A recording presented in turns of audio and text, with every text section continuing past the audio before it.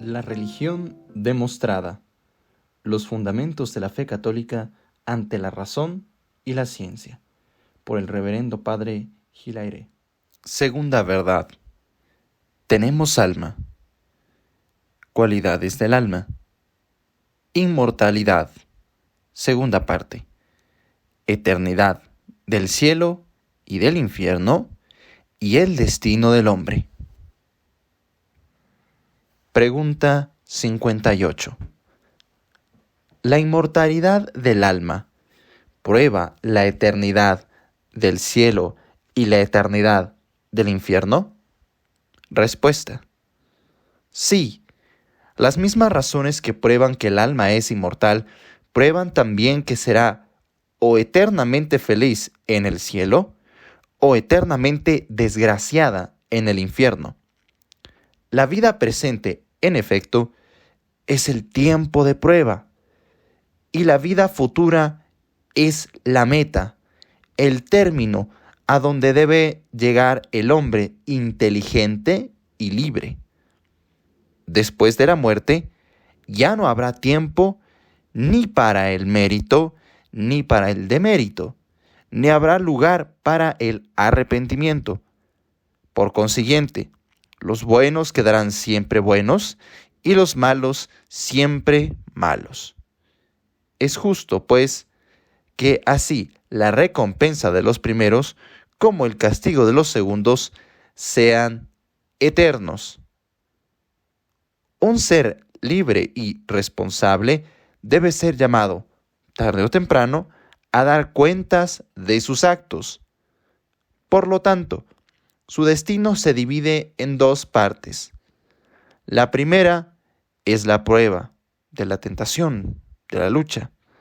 La segunda, la de la recompensa o del castigo. Para el hombre, el tiempo de la prueba termina con la muerte. Tal es el sentir de todos los pueblos y de la razón misma, porque si la muerte no alcanza el alma, destruye, sin embargo, el compuesto humano que constituye al hombre. Pero, como es al hombre precisamente a quien se dirige la ley moral y a quien se impone el deber, corresponde al compuesto humano alcanzar o no su última meta. El cielo es eterno. Dios ama necesariamente al justo y es amado por él. ¿Por qué, pues, se ha de matar este amor, puesto que el justo permanecerá siempre justo? Por otra parte, la felicidad de la vida futura debe ser perfecta, y no sería perfecta una felicidad que no fuera eterna. Luego, el premio del justo debe ser eterno. El infierno es eterno. Análogas consideraciones prueban que el castigo del culpable debe ser eterno. El alma penetra en la vida futura en el estado y con los efectos que tenía en el momento de la muerte. Y este estado y afectos son irrevocables, porque los cambios no pueden pertenecer sino a la vida presente, que es vida de prueba, pasada la cual todo ser queda fijado para siempre. El culpable persevera, pues, en el mal, permanece eternamente culpable, y no cesa, por consiguiente, de merecer el castigo. El árbol queda donde ha caído, a la derecha, si ha caído a la derecha, a la izquierda, si ha caído a la izquierda. Pregunta 59. ¿Existen otras pruebas de la eternidad del infierno? Respuesta. Sí, la razón nos provee de varias otras pruebas decisivas de la eternidad del infierno. Primero, la creencia de todos los pueblos pueblos lo afirma. Segundo, la sabiduría de Dios la exige como sanción de sus leyes. Tercero, la justicia divina la reclama para castigar al hombre que muere culpable de una falta grave. Finalmente, cuarto, la soberanía de Dios la demanda para tener la última palabra en la lucha sacrílega del hombre contra su Creador y su soberano Señor.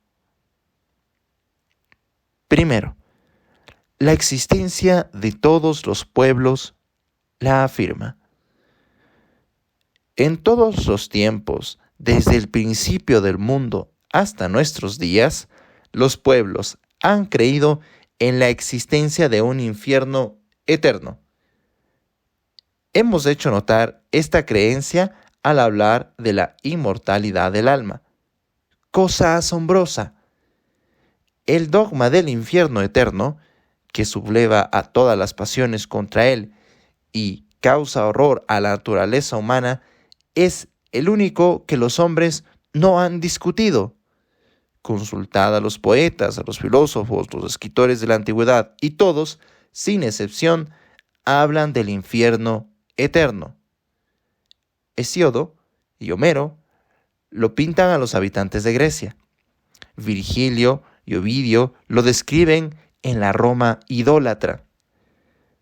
¿Quién no recuerda los suplicios de Prometeo, de Tántalo, de Sísifo, de Ixión y de los Danaides? Sócrates, citado por Platón, habla de las almas incurables que son precipitadas al negro Tártaro, de donde no saldrán jamás. Un pagano, gran despreciador de los dioses, el impío Lucrecio, trató de destruir esta creencia porque, decía él, no hay reposo y es imposible dormir tranquilo si se está obligado a temer después de esta vida suplicios eternos. Sus esfuerzos fueron inútiles. La creencia en el infierno eterno fue siempre el dogma fundamental de la religión de todos los pueblos. Celso, filósofo pagano, enemigo acérrimo del cristianismo, lo confirma en el segundo siglo de la Iglesia.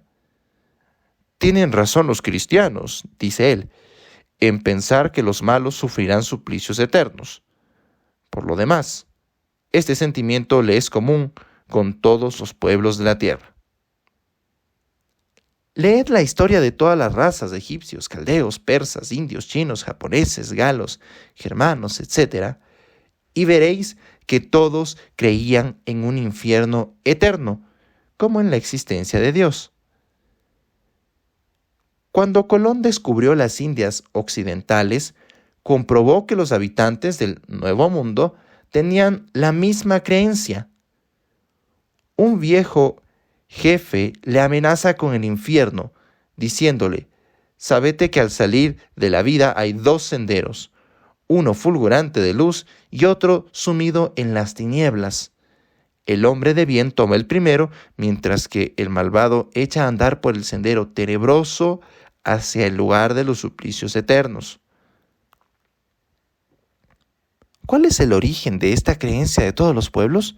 No pueden ser los sentidos, ni las preocupaciones, ni las pasiones, porque una pena eterna es una pena espantosa que aterra el espíritu y lo desola, tortura el corazón y lo desgarra. Esta creencia no puede tener su origen sino en la razón, que reconoce la necesidad de un infierno eterno para impedir el mal o castigarlo. O bien, este dogma se remonta hasta Dios mismo y forma parte de la revelación primitiva, que es la base de la religión y de la moral del género humano. Pero, tanto en un caso como en otro, esta creencia no puede ser sino la expresión de la verdad. Segundo, la sabiduría de Dios pide la eternidad de las penas como sanción preventiva. Todo legislador sabio debe dar a sus leyes una sanción eficaz Y la única sanción eficaz para las leyes de Dios es la eternidad de las penas, porque para que surta el efecto deseado es menester que toda sanción pueda neutralizar las seducciones del vicio y determinar al hombre a que observe la ley divina, aun con pérdida de su fortuna y de su vida. Ahora bien, la sola esperanza de escapar un día de la justicia de Dios haría ineficaz toda sanción temporal. Todo lo que tiene término no es nada para el hombre, que se siente inmortal. Lo que constituye la eficacia de la sanción no es el infierno, es su eternidad. Lo prueba el hecho de que los malvados aceptan sin dificultad que hay castigo después de esta vida, con tal que no sea eterno. Un infierno que no es eterno es un purgatorio cualquiera. ¿Y el pensamiento del purgatorio refrena acaso a los malvados? Ese pensamiento apenas inquieta a los justos, porque el purgatorio tiene término. Cierto sujeto se avenía a pasar 2 millones de años en el purgatorio por gozar el placer de la venganza. Es, pues, la eternidad lo que constituye la eficacia de la sanción. Sin la eternidad de las penas, Dios no sería más que un legislador imprudente, incapaz de hacer observar sus leyes o castigar a los conculcadores de las mismas. Tercero, la justicia de Dios requiere la eternidad del infierno como pena vindicativa para castigar el mal. Es un principio admitido por todos que debe existir proporción entre la culpa y la pena, entre el crimen y el castigo. Ahora bien, a no ser por la eternidad del infierno, no habría proporción entre la culpa y la pena. Y en verdad, la gravedad de la culpa se deduce de la dignidad de la persona ofendida. El pecado, ofendiendo a una majestad infinita, reviste por lo mismo una malicia infinita, haciéndolo merecedor de un castigo infinito. Pero como el hombre es limitado y finito en su ser, no puede ser susceptible de una pena infinita en intensidad, pero puede ser castigado con una pena infinita en duración, es decir, una pena eterna.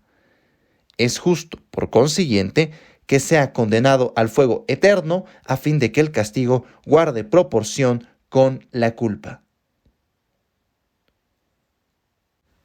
Cuarto, la soberanía de Dios pide la eternidad de las penas. Si el infierno debería tener término, cada uno de nosotros podría hablar a Dios de esta suerte: yo sé que vos me podéis castigar, pero también sé que tarde o temprano os veréis obligado a perdonarme o a aniquilarme. Me río pues de vos y de vuestras leyes, me río también del infierno, al que me vas a condenar, porque sé que algún día saldré de allí. ¿Se concibe que una criatura pueda con razón hablar así de su Creador? Dios es el Señor del hombre y su soberanía no puede ser impunemente despreciada. El hombre, pecando mortalmente, declara guerra a Dios. ¿Quién será el vencedor? Necesariamente debe ser Dios quien pronuncie la última palabra mediante la eternidad de las penas. Luego, la soberanía de Dios exige que el infierno sea eterno. Conclusión. O el infierno eterno existe, o Dios no existe. Porque Dios no es Dios, sino es sabio, justo y Señor soberano. Pero como cualquiera que sea imposible, a menos de estar loco, negar la existencia de Dios, así también fuera menester estar loco para negar la existencia de un infierno eterno. La existencia del infierno es un dogma de la razón y un artículo de la fe. Con el dogma del infierno acontece lo que con el dogma de la existencia de Dios. El impío puede negarlo con palabras, su corazón puede desear que no exista, pero su razón le obliga a admitirlo.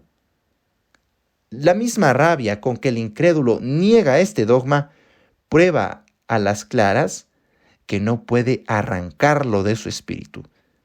Nadie lucha contra lo que no existe. Nadie se enfurece contra quimeras. Es tan difícil no creer en el infierno que el propio Voltaire no pudo eximirse de esta creencia. A uno de sus discípulos, que se jactaba de haber dado con un argumento contra la eternidad de las penas, le contestó: «Os felicito por vuestra suerte, y yo bien lejos estoy de eso». Voltaire tembló en su lecho de muerte, agitado por el pensamiento del infierno, y la muerte de ese impío ha hecho decir: el infierno existe. Jean-Jacques Rousseau, sofista 1000 veces más peligroso que Voltaire, no se atrevió a contradecir la tradición universal y se contentó con voltear la cabeza para no ver el abismo. No me preguntéis si los tormentos de los malvados son eternos, lo ignoro. No tuvo la audacia de negarlo. Tanta autoridad y fuerza hay en estas tradiciones primitivas que Platón conoció, que Homero y Virgilio cantaron y que se encuentran en todos los pueblos del Viejo y Nuevo Mundo. Tan imposible es derribar un dogma admitido en todas partes, a despecho de los sentidos, a despecho de las pasiones, unidas desde tantos siglos para combatirlo. Pregunta 60. ¿Qué valor tienen las suposiciones ideadas por los incrédulos para suprimir la eternidad del infierno?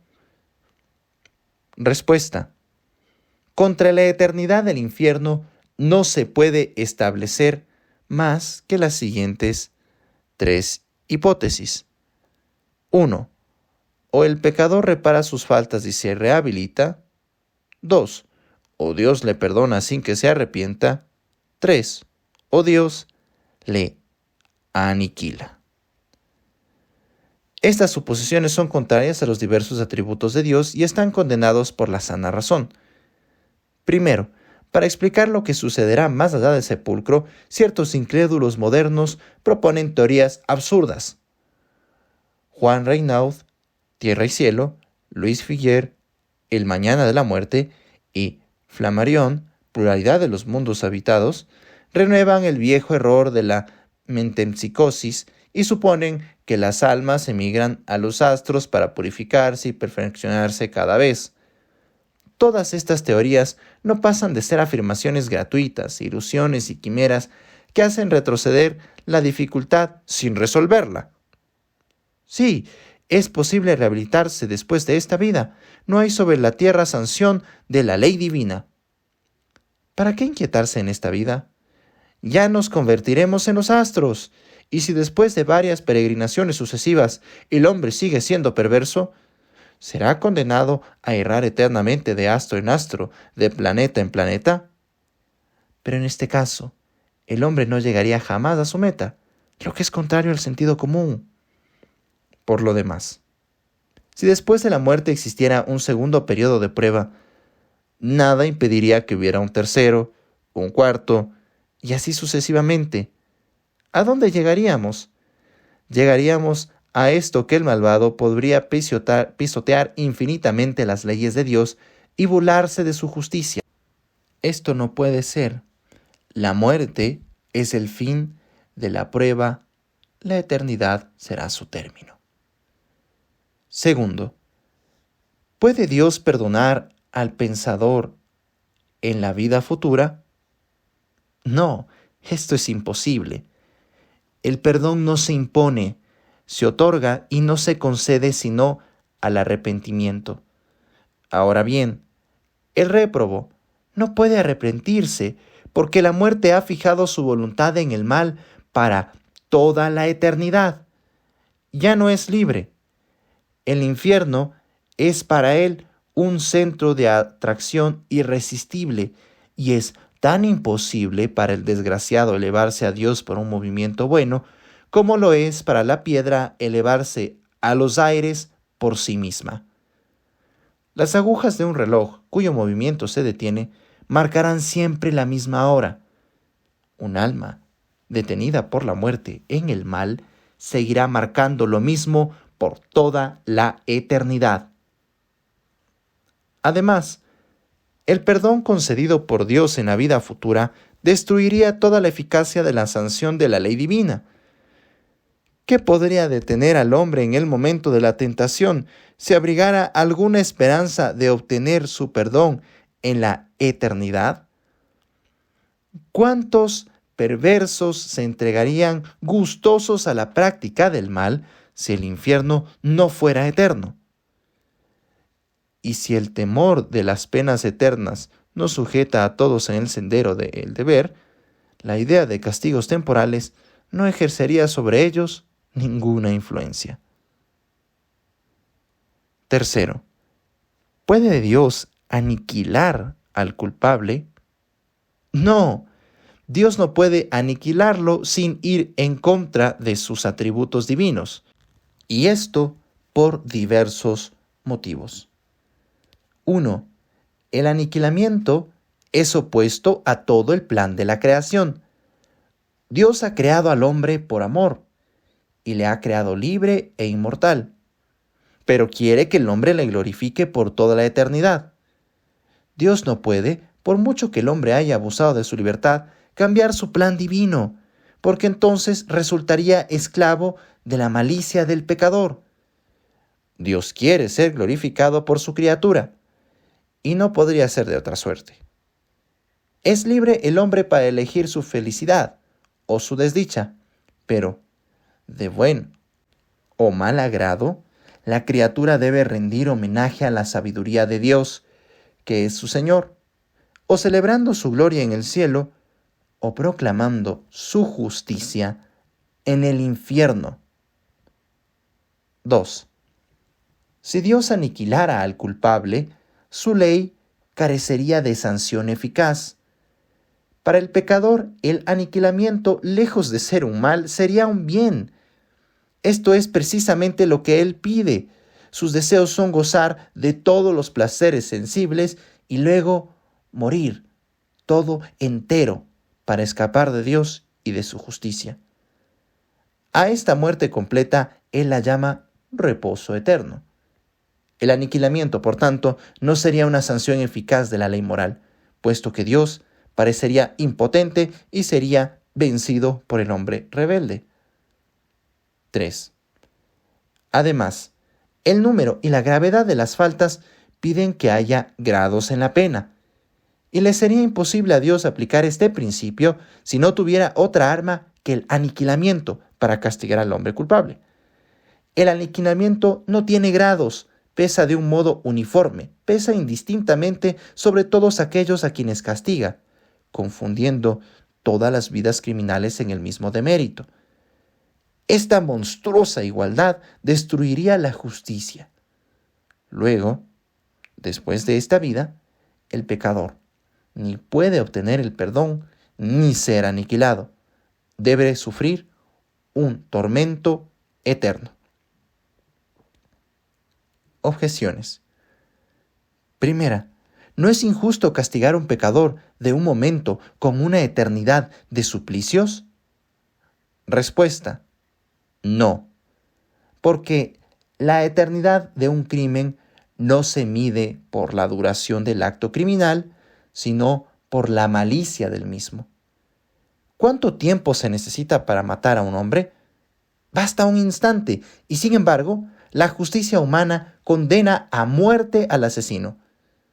Castigo que es una pena, por decirlo así, eterna, puesto que el culpable es eliminado para siempre de la sociedad. ¿Cuánto tiempo se necesita para provocar un incendio? un instante. Pues bien, el incendiario es condenado a presidio por tiempo indeterminado, es decir, alejado para siempre de sus conciudadanos y de su familia. No se mide, pues, la duración de la pena por la duración de la culpa, sino por la gravedad de la misma. Hay que considerar también que el crimen de un momento se ha convertido en un crimen eterno. La acción del pecado es pasajera, fugitiva, pero sus efectos duran, y la voluntad perversa del pecador es eterna, porque ha de tenerse presente que solo son condenados aquellos que mueren en pecado, con el afecto persistente hacia el mal. Pero como después de la muerte la voluntad no se muda, quedando eternamente mala, se comprende que deba ser eternamente castigada. El hombre que se arranca los ojos queda ciego para siempre. Segundo, ¿puede un Dios infinitamente bueno condenar al hombre a suplicios eternos? Respuesta, sí. Porque si Dios es infinitamente bueno, es también infinitamente justo, y su justicia reclama un castigo infinito para un pecado de malicia infinita.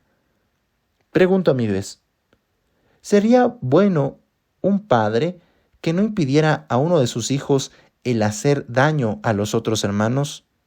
No, sería cruel e injusto. ¿Sería bueno si perdonara a sus hijos malos que se atrevieran a ultrajar y herir a sus hermanos? No, sería acto de debilidad imperdonable. ¿Qué remedio le queda a un buen padre de familia para impedir que los hijos malos se entreguen al crimen? No le queda otro que el de encerrar a esos malos hijos en una cárcel y tenerlos allí hasta que se conviertan. ¿Cuánto tiempo debe durar la separación de los malos de la compañía de los buenos? Hasta que los malos se hayan corregido. Y si siguen siempre malos, la separación debe ser para siempre. Ahora bien, los malos seguirán siempre malos porque el tiempo de arrepentimiento ha pasado para ellos. Maldicen a Dios y desean aniquilarle. ¿Cuándo, pues, habrán de salir de la cárcel? Jamás. Sí, nunca. La bondad del Dios exige la eternidad en el infierno. Fragmento extraído de Gridel. Por otra parte, cuando el hombre ha cometido un pecado mortal, ¿no ha consentido libremente en el castigo eterno? ¿No ha consentido en él en la hora de la muerte al no querer arrepentirse de sus culpas? Nada ha querido saber de Dios en la tierra. ¿No es justo que Dios nada quiera saber de él en la eternidad? Finalmente, el infierno eterno es el mayor beneficio de la bondad divina. A veces nos imaginamos que Dios ha creado el infierno para obligarnos a merecer el cielo. Dios, infinitamente bueno, quiere proporcionar al hombre la mayor felicidad posible por los medios más eficaces. La mayor felicidad del hombre es el cielo libremente adquirido por sus méritos. Pues bien, el medio más eficaz de que Dios puede valerse para obligar al hombre a hacer un buen uso de su libertad es el temor de una infelicidad eterna. El temor del infierno puebla el cielo. El infierno, decía Dante, es la obra del eterno amor. Tercera, Dios es demasiado bueno para condenarme. Respuesta, tenéis razón, 1000 veces razón. Dios es demasiado bueno para condenarnos. Por eso mismo, no es Dios quien nos condena. Sois vosotros mismos los que os condenáis. La prueba de que Dios no os condena es que lo ha hecho todo por vuestra salvación. Es que, a pesar de vuestros crímenes, está pronto a concederos un generoso perdón el día que presentéis un corazón contrito y arrepentido. Lo que os condena es vuestra obstinación en el mal, vuestra terquedad en despreciar los mandamientos divinos. Sois, pues, vosotros mismos los que os condenáis por vuestra culpa. Dios nos deja completamente libres en la elección de nuestra eternidad. Si nos empeñamos en elegir el infierno, tanto peor para nosotros. En el momento de la muerte, Dios da a cada uno lo que cada uno ha elegido libremente durante su vida, o el cielo o el infierno. Dios no puede salvarnos contra nuestra voluntad.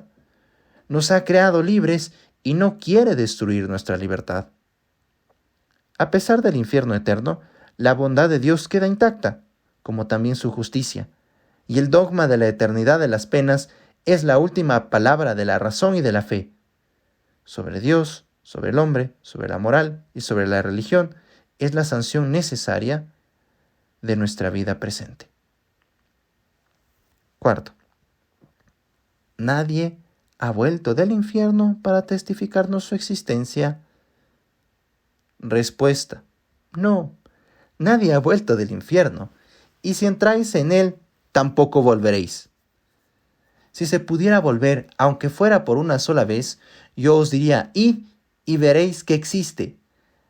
Pero precisamente porque una vez dentro no se puede salir, es una locura exponerse a una desgracia espantosa, sin fin y sin remedio.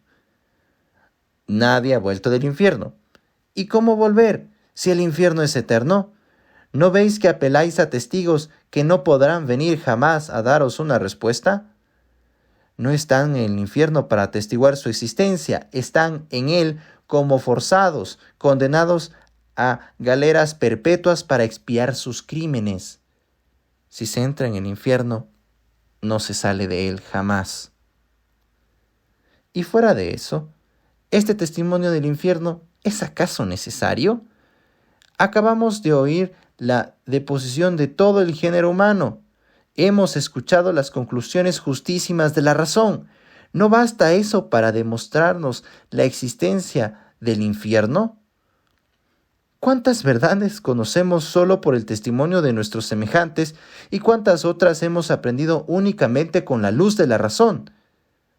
Decís, 2 y 2 son 4, 10 por 10 son 100. ¿Cómo lo sabéis? El simple raciocinio. Me contestáis, basta para demostrar esas convicciones. Muy bien, raciocinad pues y llegaréis fácilmente a convenceros de que Dios es justo y de que su justicia requiere que los malvados sean castigados. El castigo de los malvados es el infierno, y el infierno eterno. Nosotros los cristianos tenemos otra contestación que dar. El Hijo de Dios en persona ha venido del otro mundo a certificarnos la existencia de un infierno eterno. Podéis leer en los Sagrados Evangelios sus testimonios infalibles. Además, nuestro Señor Jesucristo es una prueba viviente de la eternidad del infierno. ¿Por qué se hizo hombre? ¿Por qué murió en una cruz? Un Dios debe proceder por motivos dignos de su infinita grandeza. Si el pecado no merecía una pena infinita, por lo menos en duración, es decir, eterna, no eran necesarios los padecimientos de un Dios. ¿Se requería acaso que el Hijo de Dios encarnara y muriera en una cruz para ahorrar al hombre algunos millones de años de purgatorio? No, por cierto que no. Si la malicia del pecado explica el Calvario, el Calvario a su vez explica el infierno. El Calvario nos muestra una redención infinita. El infierno debe mostrarnos una expiación sin límites. El Calvario es la expiación de un Dios. El infierno es la expiación del hombre, infinita la una y la otra. La una en dignidad y la otra en duración. Así, todo se coordina en la religión. El dogma de la eternidad de las penas está perfectamente explicado por el dogma de la encarnación del Hijo de Dios y de la redención del mundo. En resumen, el testimonio de todo el género humano y sus más antiguas tradiciones, el testimonio de la razón y especialmente el testimonio infalible de Dios mismo, se unen para afirmar con certeza absoluta que hay un infierno eterno para castigo de los pecadores impenitentes. Si no queremos caer en él, tenemos que evitar el sendero que a él conduce, en la seguridad de que, una vez dentro del infierno, no saldríamos jamás. Narración.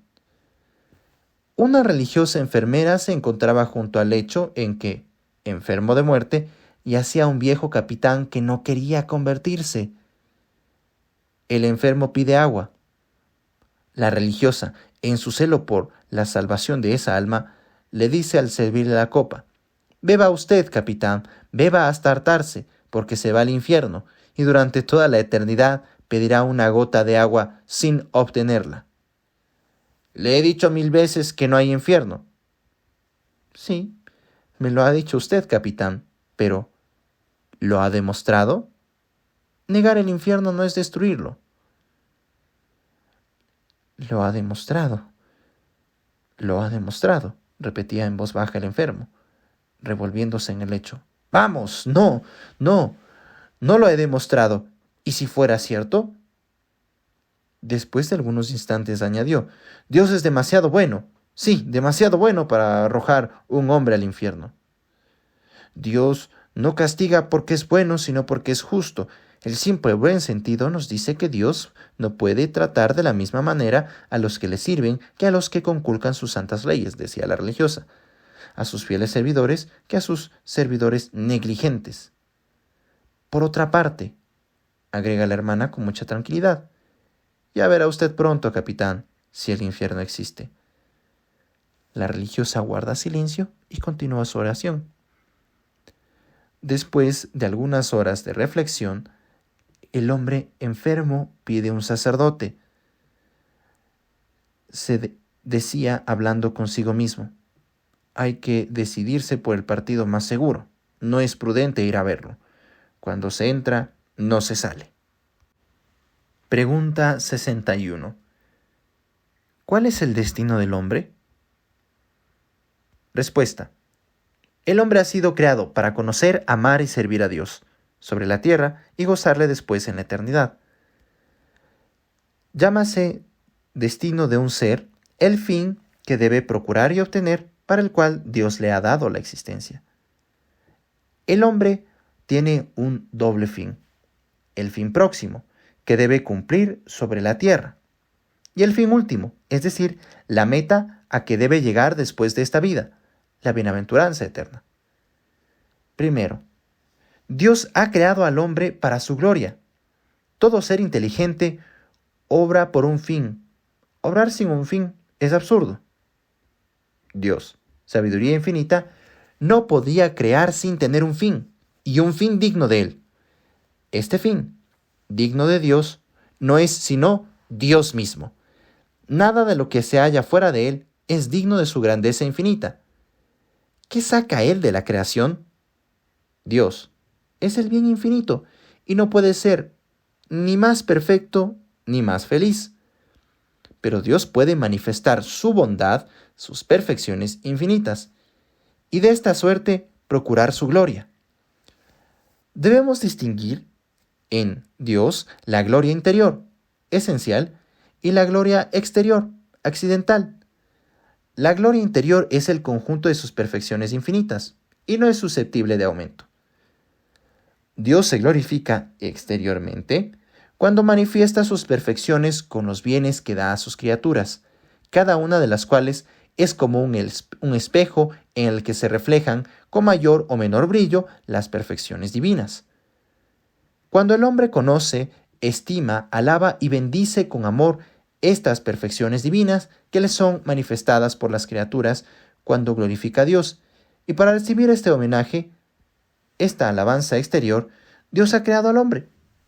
Dios podía no haber creado, puesto que la creación nada añade a su gloria interior o esencial. Pero, creando, Dios debía poner en su obra seres inteligentes y libres. Inteligentes para que conocieran sus perfecciones, libres para darle gloria con homenajes voluntarios. Segundo, el hombre procura la gloria de Dios consagrando su vida a conocerle, amarle y servirle. En esto consiste su fin próximo. Dios ha dado al hombre 3 facultades: una inteligencia para conocer, una voluntad, un corazón para amar, y los órganos del cuerpo para obrar. Es justo, pues, que el hombre consagre a la gloria de Dios su inteligencia para conocerle cada vez más, su corazón para amarle intensamente, su cuerpo para servirle con abnegación. El hombre es el servidor de Dios. No debe vivir para sí, pues no se ha dado a sí mismo la vida, no es dueño de sí, no se pertenece. El hombre lo ha recibido todo de Dios, ha sido creado para Dios y no tiene otra razón de ser que procurar la gloria de Dios. Como el sol ha sido creado para alumbrar y calentar, el agua para lavar y refrescar, la tierra para sostenernos y nutrirnos, así el hombre ha sido creado para glorificar a Dios. Todo lo que en mis pensamientos, palabras o acciones no sirve para la gloria de Dios, no sirve para nada y es del todo inútil. Conocer, amar y servir a Dios, tal es, por consiguiente, el fin próximo del hombre. Tercero, solo Dios es el fin último del hombre. Dios podía no haberme creado. Si lo hizo, fue por pura bondad, primer acto de amor. Dios podía crearme únicamente para su gloria sin reservarme ninguna felicidad ni temporal ni eterna. Pero su bondad infinita ha querido unir su gloria y la felicidad del hombre, segundo acto de amor. La felicidad del hombre, tal es el fin secundario de la creación. Luego, el hombre ha sido creado para ser feliz. Solo en Dios puede el hombre hallar su felicidad. La felicidad es la satisfacción de los deseos del hombre, el reposo de sus facultades en el objeto que las llena y satisface. La inteligencia del hombre tiene sed de la verdad infinita es Dios. La voluntad, el corazón del hombre, ama el bien, la belleza, y Dios es el bien y la belleza infinitos. El cuerpo del hombre ansía la plenitud de la existencia y de la vida, y únicamente en Dios se halla esta plenitud. La experiencia nos dice que ni la ciencia, ni la gloria, ni la fortuna, ni cosa alguna creada puede saciar al hombre. Él siente deseos de un bien infinito. Por consiguiente, solo en el conocimiento y posesión de Dios puede el hombre hallar su felicidad. En la vida futura, Dios puede ser la felicidad del hombre de 2 maneras, según sea conocido directa o indirectamente. 1. Se conoce a Dios indirectamente por medio de sus obras. Contemplando las criaturas de Dios, se ven resplandecer en ellas, como en un espejo, las perfecciones divinas. Así es como el niño reconoce al padre, viendo su retrato más o menos parecido. Conocer así a Dios, amarle con un amor proporcionado a este conocimiento indirecto, es lo que constituye el fin natural del hombre. 2. Se conoce a Dios directamente cuando se le ve en su misma esencia, contemplada cara a cara. Un niño conoce mejor a su padre y le ama mucho más cuando le ve en persona que cuando solo ve su retrato. Ver a Dios cara a cara, amarle con un amor correspondiente a esta visión inefable, es lo que constituye el fin sobrenatural del hombre y de los ángeles. Dios podía contentarse con proponernos un fin puramente natural, pero por un exceso de amor, como veremos más adelante, nos ha elevado a este fin sobrenatural, infinitamente más grande y excelso.